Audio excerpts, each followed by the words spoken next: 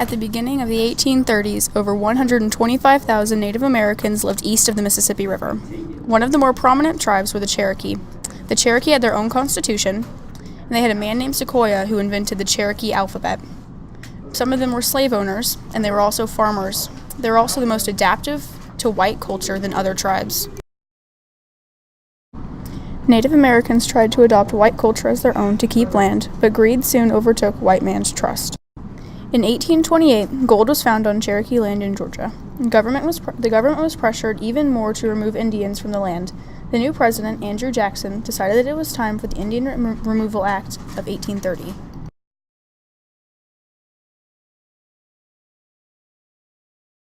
Jackson was a longtime supporter of Indian removal in the East. He believed that once Americans had become free, that they were conquered and subjected to what the government had told them to do.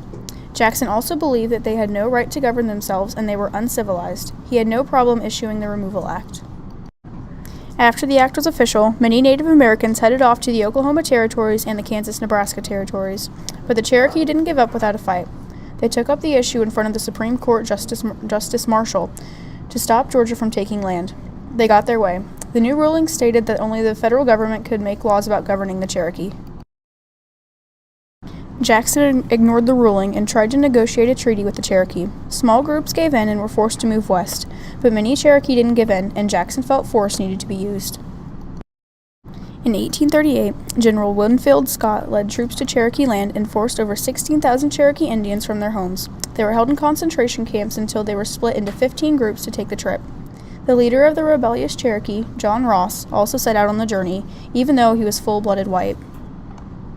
On July 6, 1838, the Cherokee and other Southeast Indian tribes set out on an 800-mile-long trek to either the Oklahoma Territory or the Kansas-Nebraska Territory. The trips continued until March 1839. During the trip, about a fifth of the Cherokee died due to malnutrition, pneumonia, and other diseases.